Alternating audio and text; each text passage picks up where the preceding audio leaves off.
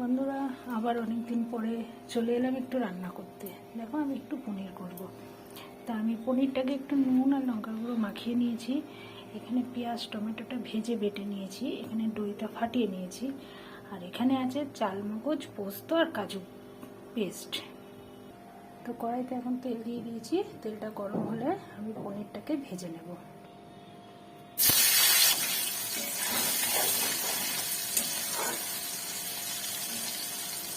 পনিরটা কিন্তু বেশি ভাজা যাবে না, একটু হালকা করে নাড়াচাড়া করে নিলেই হয়ে যাবে। তো পনিরটা ভাজা হয়ে গেছে। এবার ওই তেলের মধ্যে আমি একটু ফোড়নে দেবো গোটা তেজপাতা আর একটু গোটা জিরে, একটু নাড়াচাড়া করে নেব। তারপর এতে দিয়ে দেব যে চালমগজ, কাজু বাদাম, পোস্ত বেটে রেখেছিলাম, এই বাটাটা একটু নাড়িয়ে নেব। একটু 1 মিনিট মতন ভেজে নেব। দেখো 1 মিনিট ভাজা হয়ে গেছে। এবারে আমি এতে দিয়ে দেব ফাটিয়ে রাখা দইটা।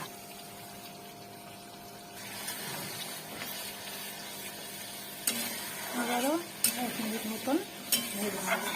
তো এবার অ্যাড করবো স্বাদ মতন নুন।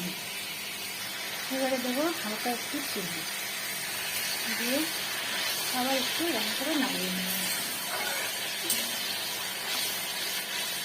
দেখো আমার মশলাটা নাড়ানো হয়ে গেছে। মশলাটা একদম তেজে গেছে। এবারে দিয়ে দেবো ভেজে রাখা পনির।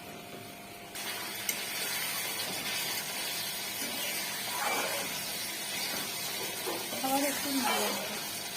এটা পনিরটা ভাজাটা দিয়ে বেশিক্ষণ নাড়ালে পনিরটা ভেঙে যাবে, এই জন্য হালকা করে একটুখানি নাড়ি।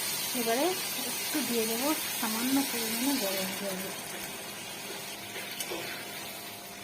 তোমরা যে যতটা ঝোল খাবে সেই মতনই জল দেবে। আমি তো বেশি ঝোল খাবো না, ওই কারণে আমি একটু অল্প জলই দিলাম।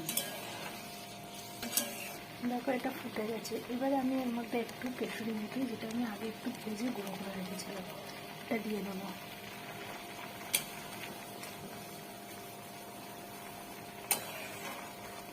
এবারে আমি দিয়ে দেবো যে পেঁয়াজ আর টমেটোটা আমি আগে থেকে ভেজে রেখে দিয়েছিলাম বেটে, সেটা দিয়ে দেবো।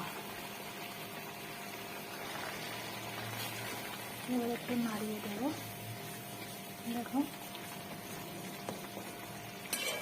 নাড়িয়ে দিলাম, ঝোলটা কিন্তু গাঢ় হয়ে আসছে। এবারে আমি নাড়িয়ে নেব। এর মধ্যে এখনো আরেকটা জিনিস অ্যাড করতে হবে, যেটা হচ্ছে